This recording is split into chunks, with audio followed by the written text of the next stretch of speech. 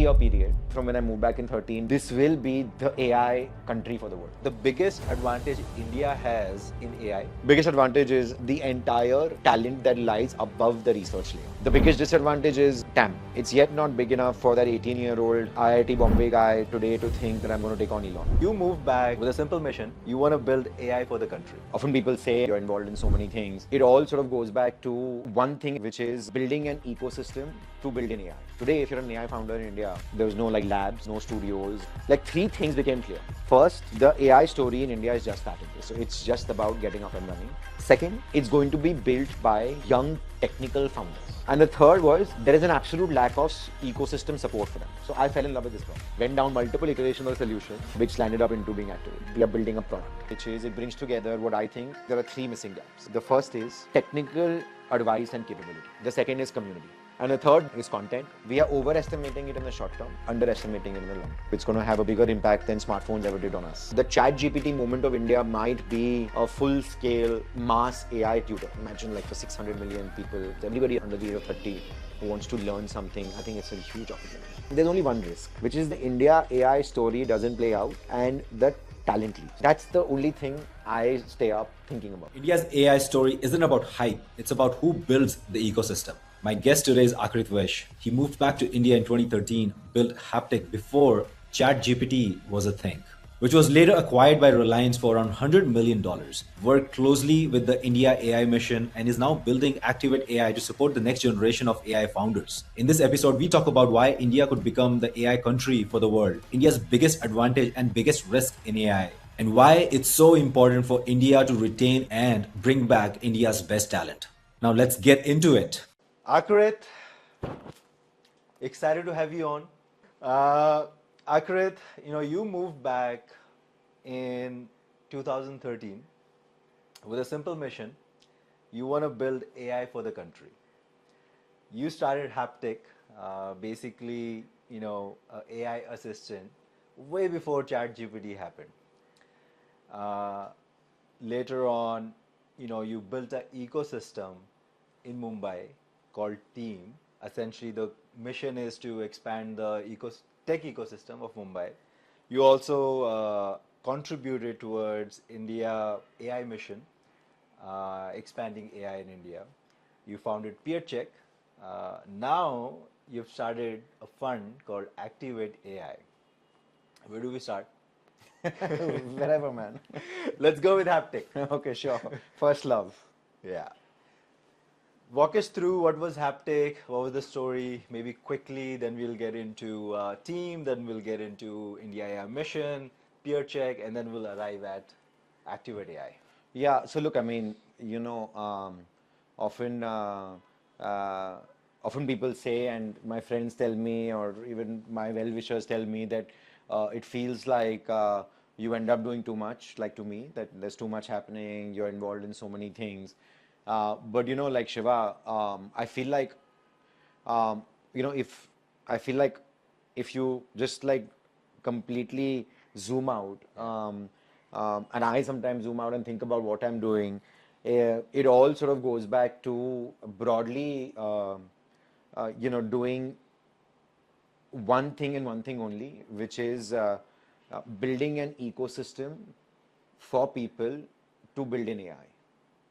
Like that's pretty much been a large part of my life's journey. I didn't realize it. It's become a lot simpler now to explain it because you've gone through it for 11, 12 years.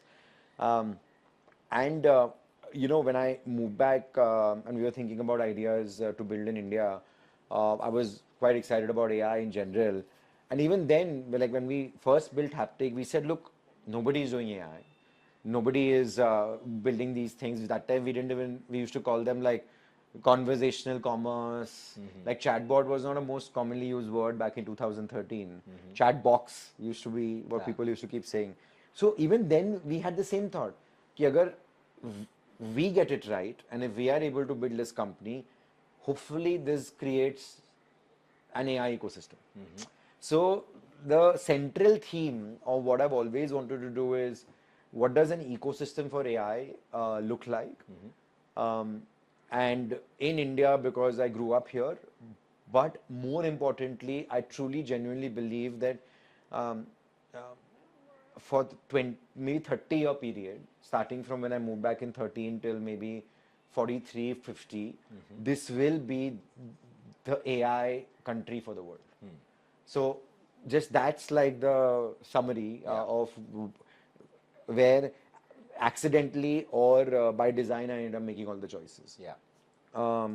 So the first product Haptik built was, like you said, a personal assistant AI chatbot for India back in, we launched it on 31st March 2014.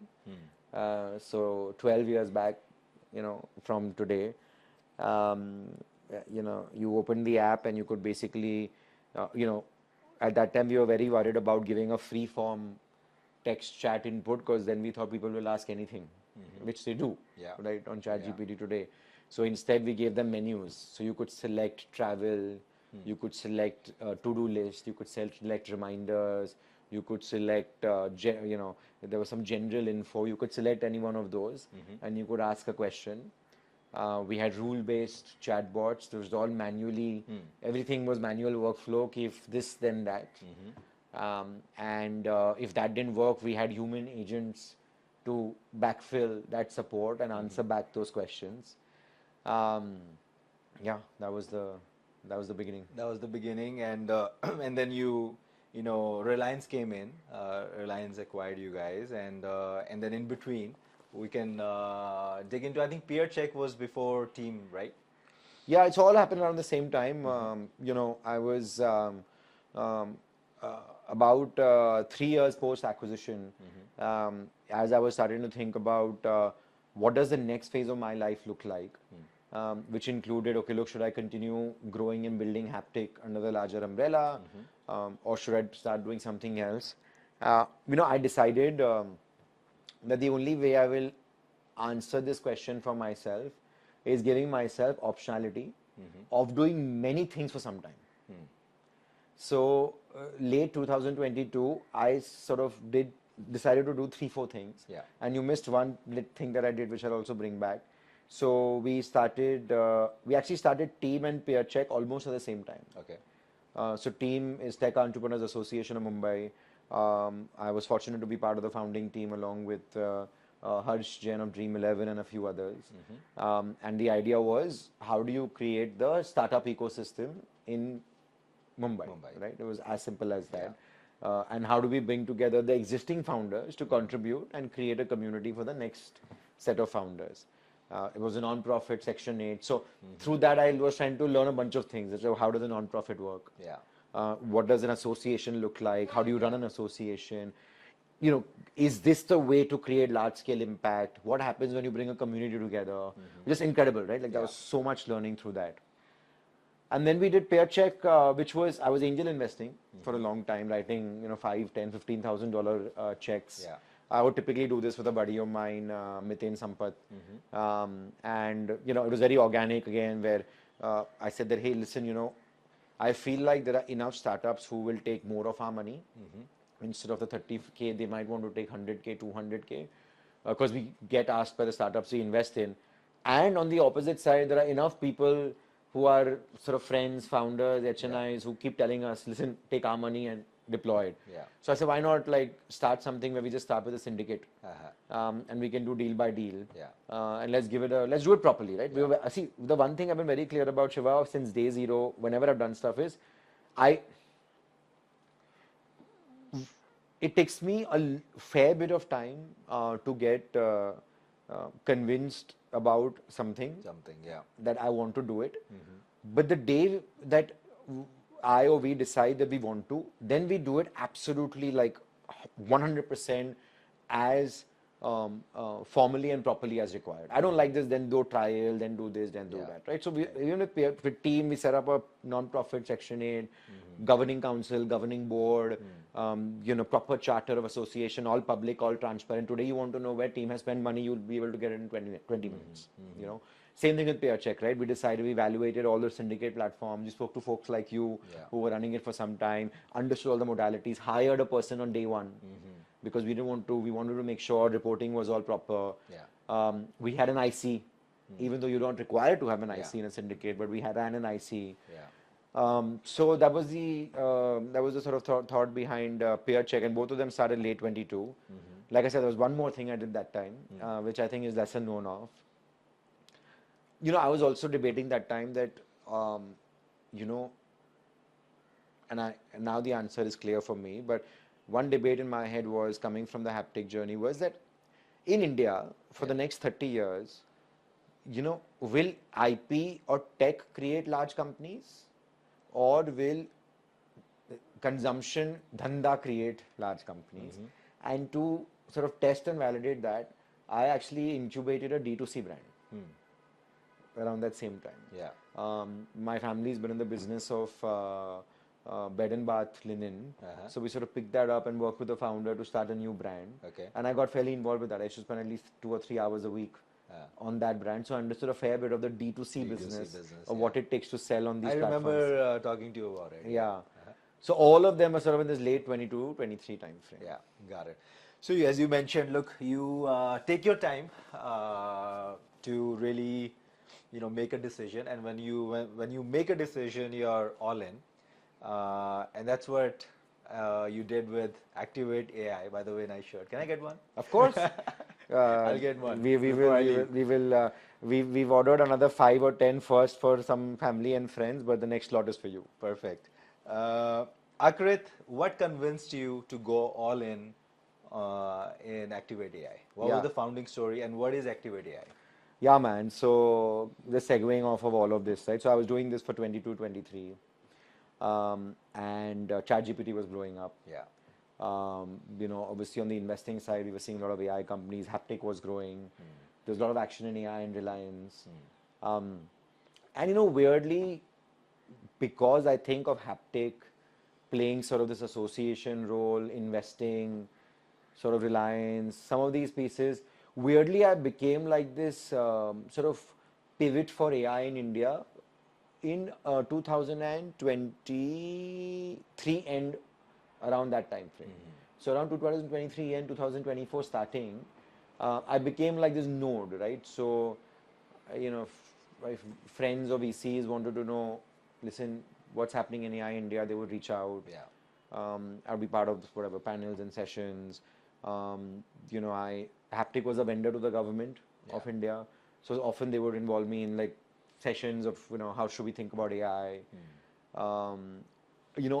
Because I spent such a long time in the Bay Area, a lot of my old Bay Area friends had started reaching out, what's happening in AI in India. I would visit, they would often want to know what's going on. So it just weirdly became that I became this sort of node where a lot of people were curious and reaching out because I had been doing it. And that led me to India AI Mission, which was, I felt like, somebody has to answer these questions of where is AI in India and how do you build it. And I really liked the sort of concept or the objectives behind India AI Mission, which is a part of the Ministry of IT in Delhi. And I felt, wow, it would be an amazing opportunity to contribute to this project and see sort of what we can do. So I moved to Delhi for 3 days a week. So Monday to Wednesday, Monday to Thursday, I was in Delhi for about 7-8 months. I see. Working with the team over there and just contributing wherever I could. And at some point through all of those things, like I told you, after 2 years of just sort of doing so many projects, it became very clear to me, like 3 things became clear. Yeah. First, the AI story in India is just starting. Okay, so it's just about getting up and running. This was late 24. And we are always few years late, and now is the time. So the AI story in India is just starting. Second, it's going to be built by young technical founders. So just like Internet 1.0 was built by the IIT Bombay and Delhi and Chennai kids coming out and building these companies, enough reason to believe that AI companies also require a very fresh perspective and a completely unbiased approach to solving a problem, which will only come if you have very little priors. So young technical founders will build these AI companies. So that became clear. Yeah. And the third was, there is an absolute lack of ecosystem support for them. Like, today if you're an AI founder in India, I mean, today there are few options, including Activate now. Yeah. But at 9, 10 months back, if you're thinking of building an AI, who do you go to? There's no like go-to platform. Yeah, I or a mean, fund. there's no we don't have a YC Yeah. for whatever combination of reasons. From a VC perspective, yes, the VCs also invest in AI, but is there like a designated platform where you can go and get help? No. There's no like labs, no studios, no sort of nothing that existed to say, listen, how can I get help in AI, right? Which was crazy if you think about it. Like no dedicated place where the founder can just go and say, listen, I need help thinking through this. Yeah. So as these three things became clear, this was the identification of the problem. And as builders, you fall in love with the problem and less in love with the solution. Yeah. So I fell in love with this problem. And I said, we are going to go figure this out. Yeah. And very much it was like building a product. So this is the problem. Now let's find a solution. Yeah. Went down multiple iterations of the solution, Yeah.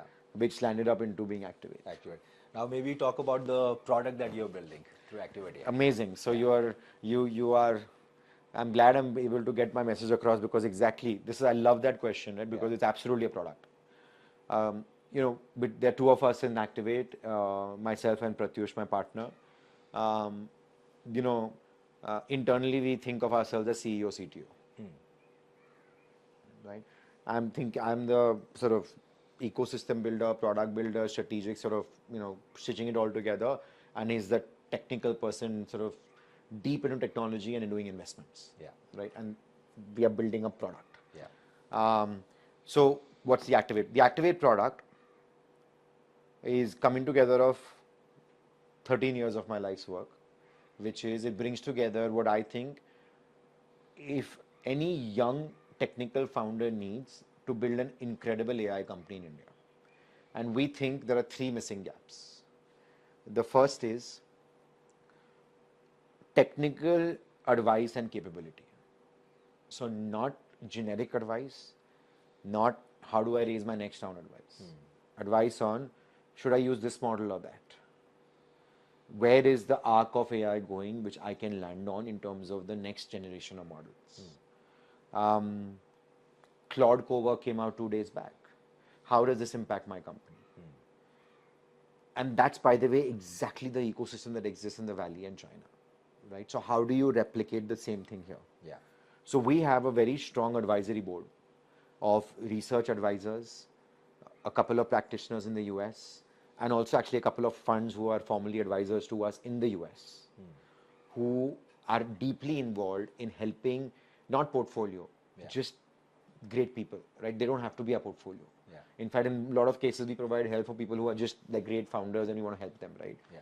So we engage with them and we put our advisory board to work so that, what's going on in the world of AI when it comes to technology right at the same time anybody else does anywhere in the world. Yeah. So that's the capability sort of piece. So we call that capability. Yeah. The second is community. You and I have spoken about this before. Again, this is my team ethos sort of coming back, right? One of the biggest things I noticed when I've spent time in the Valley is this strong sense of AI founder community.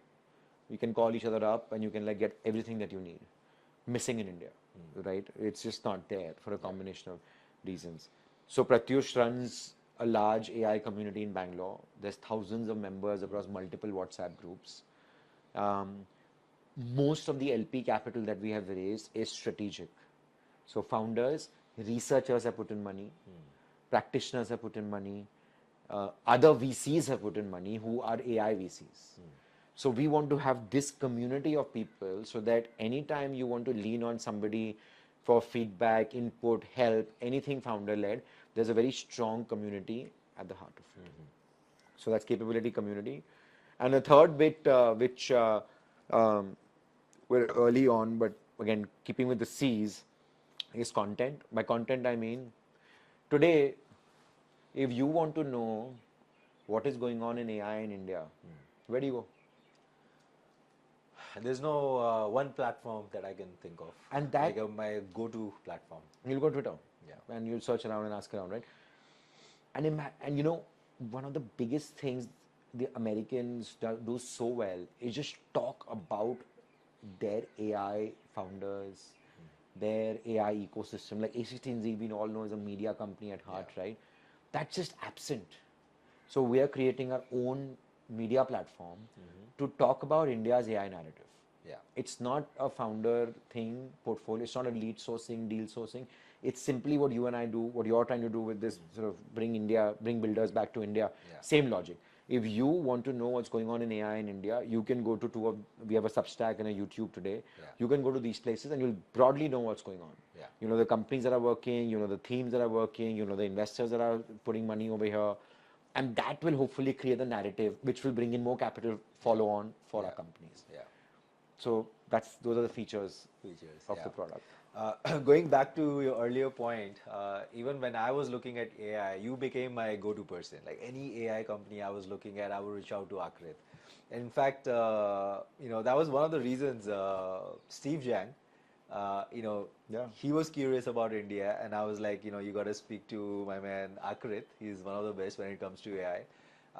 Moving into the next thing, Aakrit, let's come up with a language where even folks who don't understand AI that much also, they should be able to understand. So where is India today in terms of AI? How it's going to expand?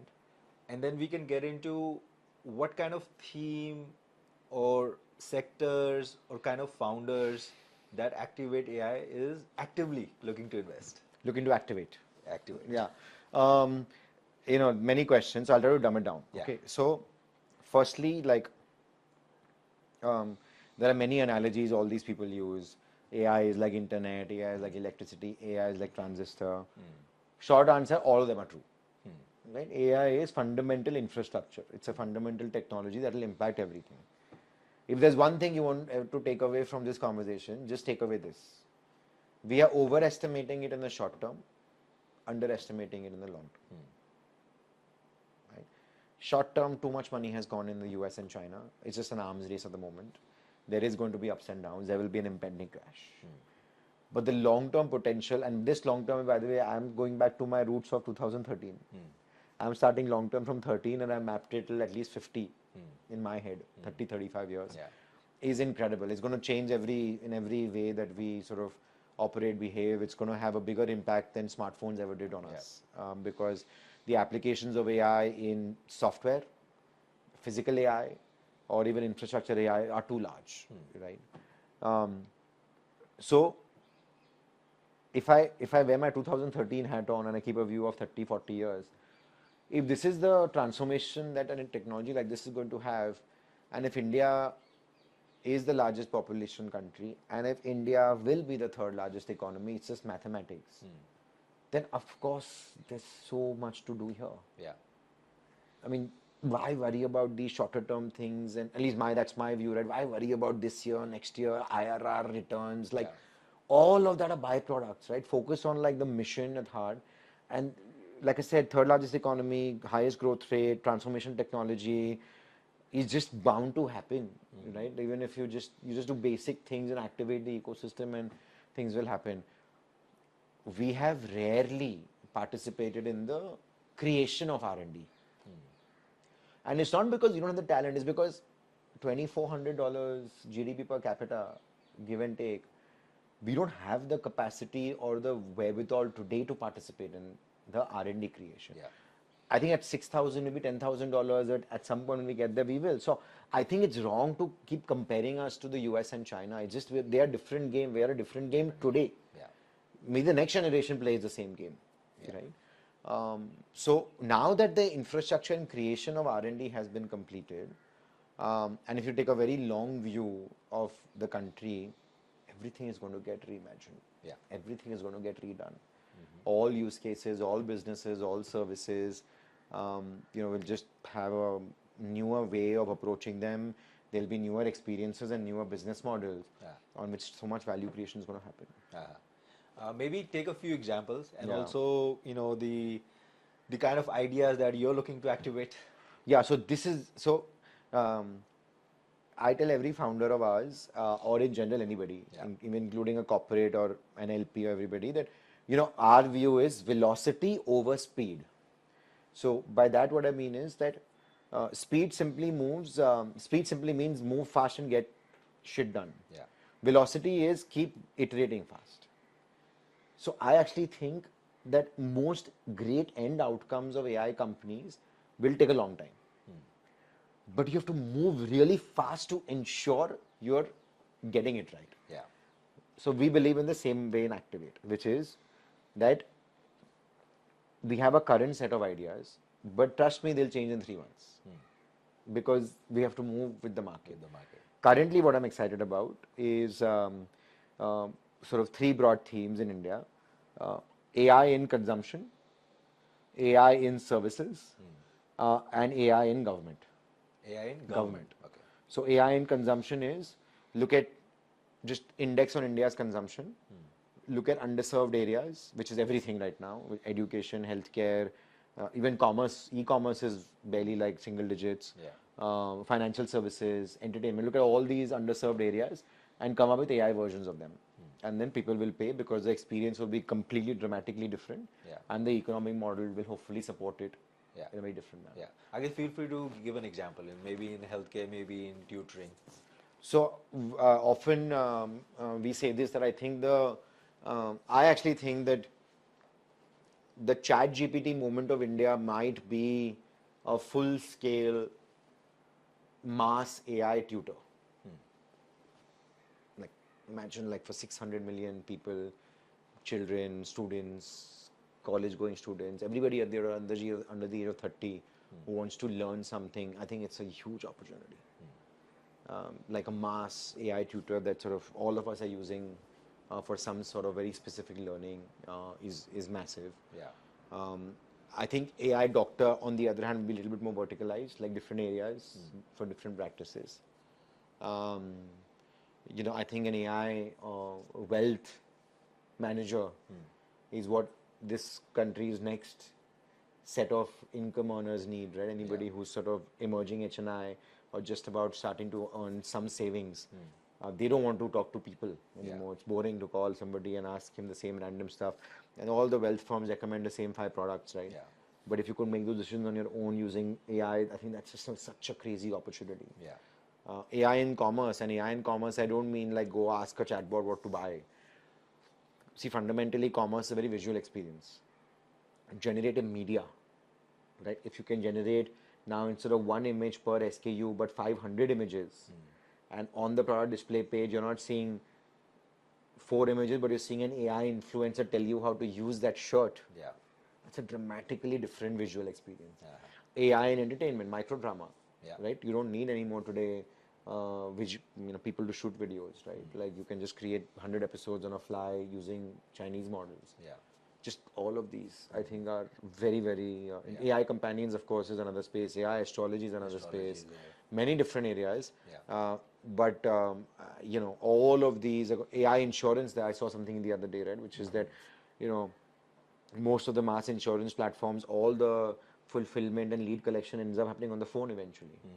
What if that phone could be a really nice voice AI driven call, right? It just makes it so much more efficient. So it's just like across the board, all consumer experiences. Yeah.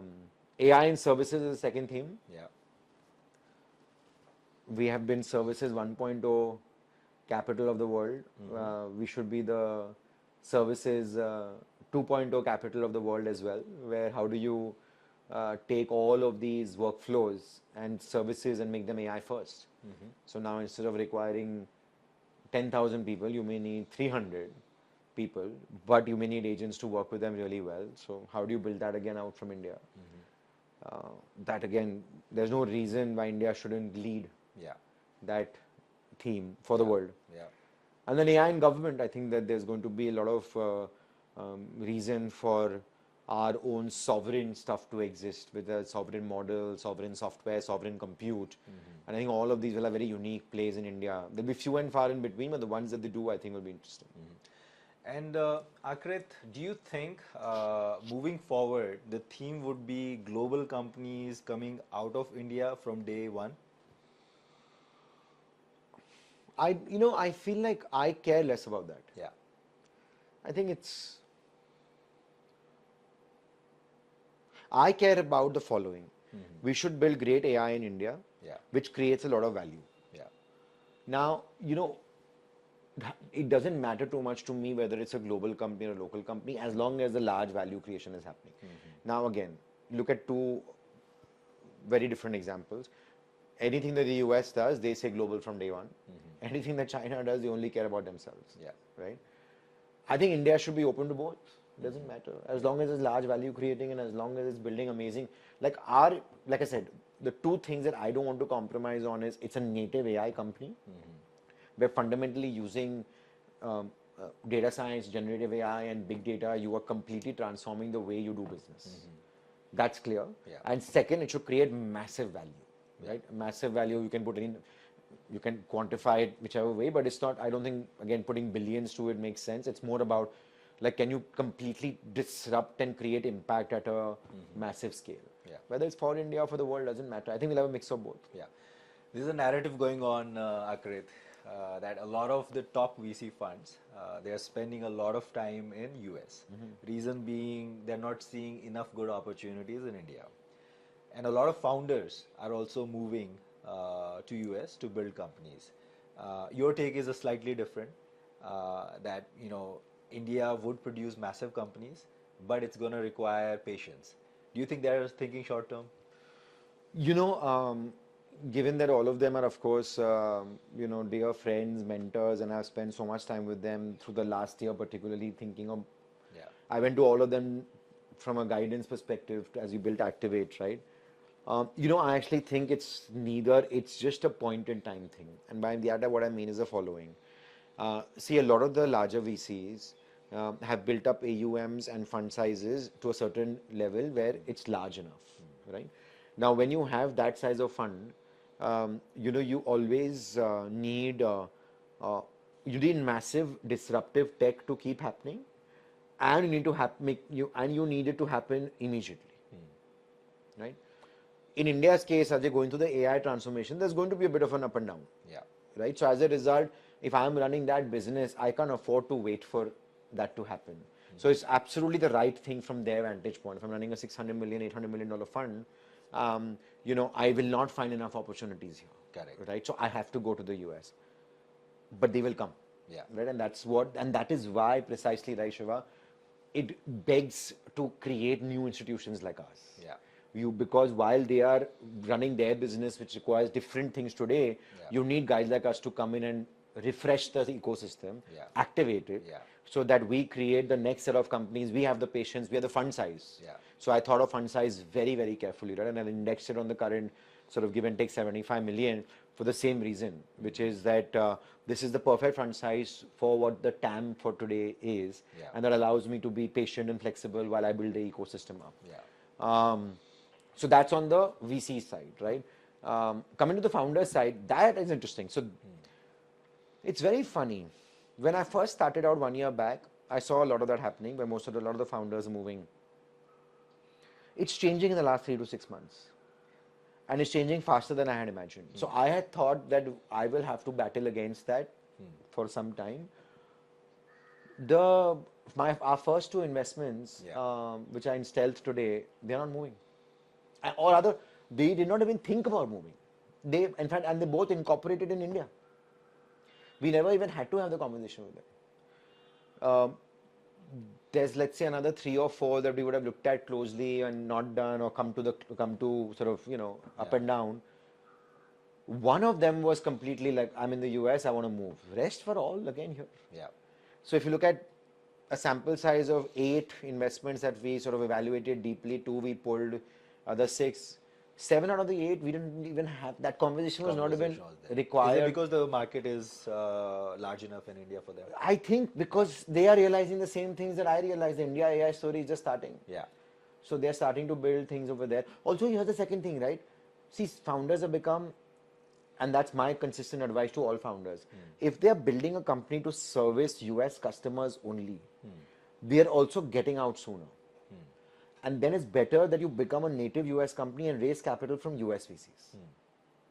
Like Steve at Kindred. Yeah. right? Then what's the point of us anyways? Then you're a US company. Then in fact, all I can do is I'll introduce you to Steve or maybe a couple of others, and you become a native US guy. Go to YC, Yeah. right? Then there's no right for us to play, win, or even that's not my mission either, Yeah. right? So it's a combination of things, right? Where people who are very clear they want to build for the US are leaving earlier, Yeah. which is great. Yeah. People who want to index on the larger India AI, either consumption or services story, are very clear that they want to build over here, and for them, we become sort of hopefully the right partners. Got it. So Aakrit, recently or yesterday we saw Scaled AI raised about what $1.4 billion at 14 or $15 billion valuation. One of your LPs, Arvind, the founder of Perplexity, I think just today CTO of Learning Machine is again Indian. A lot of interesting people are in US and doing amazing work, building massive companies, massive value as well. Even you mentioned in one of your blogs where would India be able to retain its best talent? Yeah. Now let's take two parts to it. One, we'll talk about would we be able to retain our best talent? Second, do you think we would be able to attract talent like the ones that I just mentioned? Yeah, man. Again, back to thinking of Activate like a product.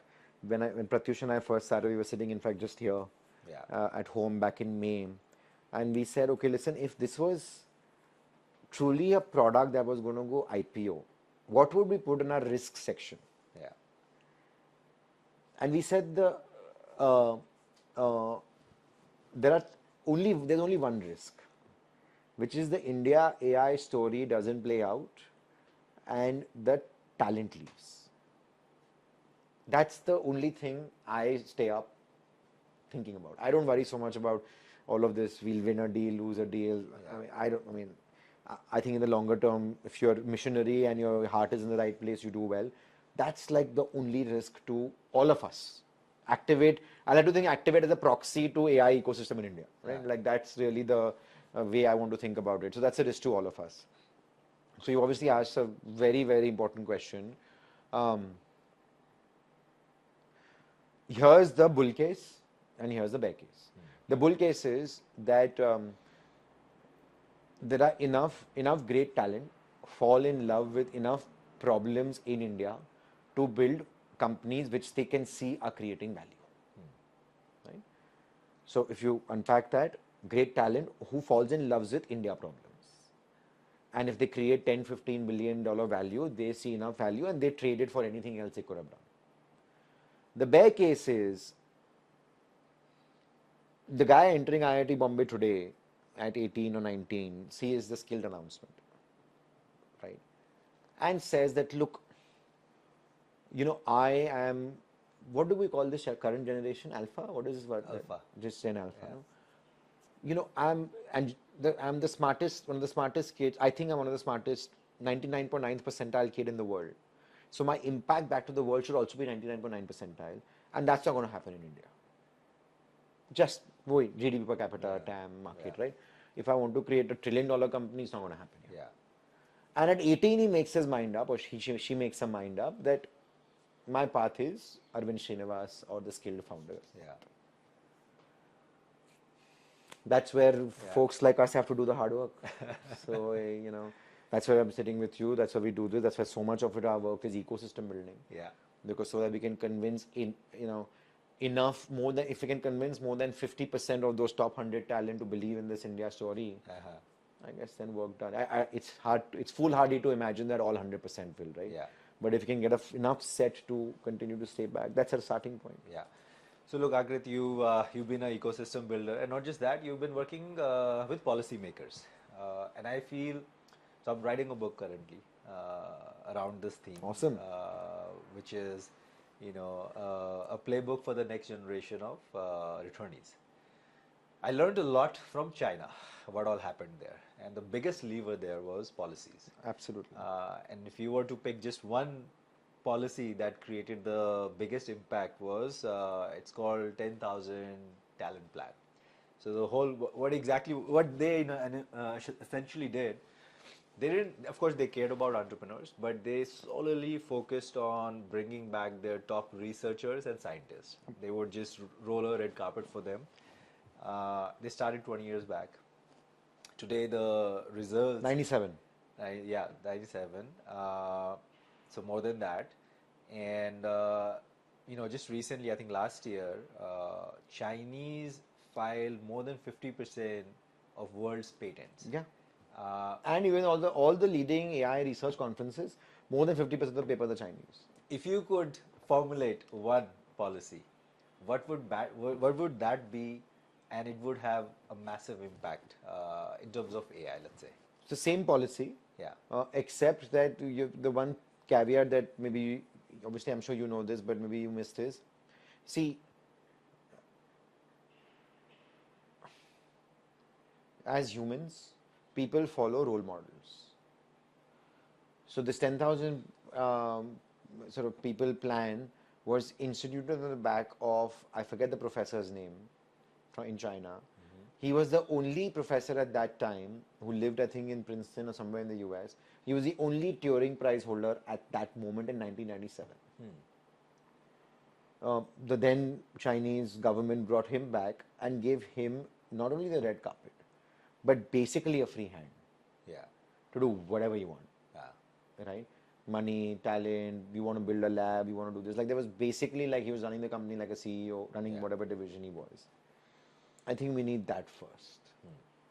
Who are those role models going to be for who, our government or our policymakers are willing to step up to the point to come and say that, look, here's what you can, here's basically whatever you want, but let's bring back the best research talent. Now look, I'll tell you why it's difficult for us to do it, because I've also been on the other side. Yeah. Right? I was in the government. It's easier said than done. Yeah. I think there are two roadblocks that hold us back, which are very genuine. It's very hard to get past them. Yeah. The first is GDP per capita and TAM. Yeah. Right? So at least in the 2000s, China was going from the 3,000 to 4,000 to 5,000 GDP per capita very quickly. So you had enough of an argument to make to researchers to come and say that if you spend 10, 15 years here, we will become larger than America. We can't say that safely today. Yeah. In India, right? It's not an easy argument to make. So even if I come back, even if you pay me $1 million to just hang around, what am I going to do? Like the biggest impact is still going to be, our economy still has to catch up.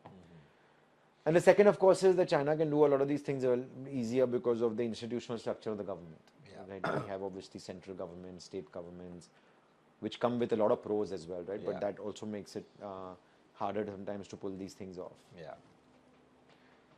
I had this idea that, I have this idea, and I wish at some point we can execute it, right? Which is what does like this AI Institute for India look like, which resembles today's ISRO, which is just a research institute that's pushing out cutting edge AI. I don't think ISRO's like model works for something like that. And to do that, you need to find like the top 3 Indian origin AI researchers in the world, who are at the edge of receiving a Nobel or a Turing, to come back and commit the rest of their life to. Yeah, got it. Now, I was hanging out with Ashish Dhawan the other day, and he mentioned, look, Shiva, a country cannot become developed, rich, until they invest heavily into innovation, which is again deep tech and innovation. And he's been doing amazing work around it. Aakrit, look, you started your first company in 2013. What has changed from 2013 to we are sitting in 2026 in the Indian tech ecosystem?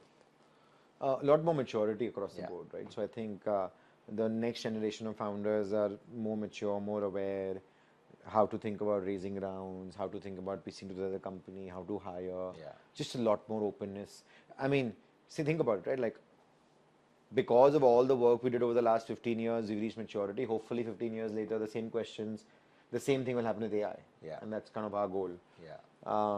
So just generally, the next set of founders are a lot more mature. I think, the moment you create success stories and put some points on the board, everybody starts believing you a lot more that you can create wealth in startups.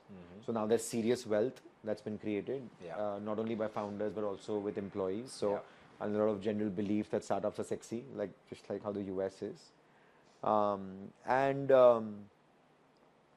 I think like um, there is generally like I was talking to somebody this morning, and it's weirdly interesting that as much as you like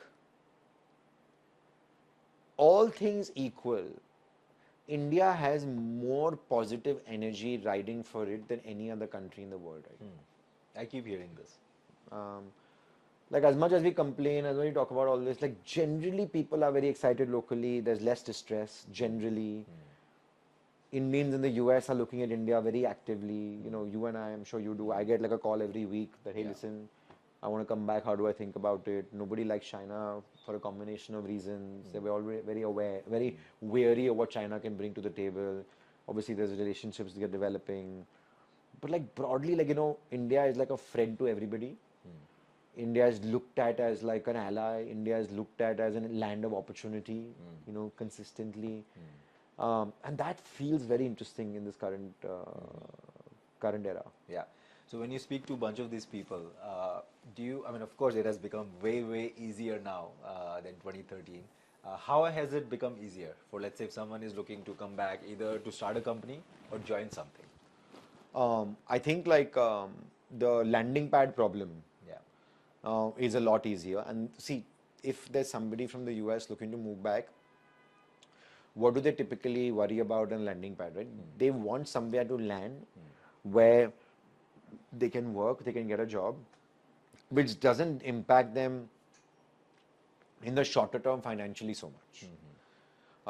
So let's say if I'm making, say, 300K in the US, right? I'm prepared to, let's say, make 50 to 60% of that when I come to India, assuming obviously rupee, dollar and all that, but not 30%.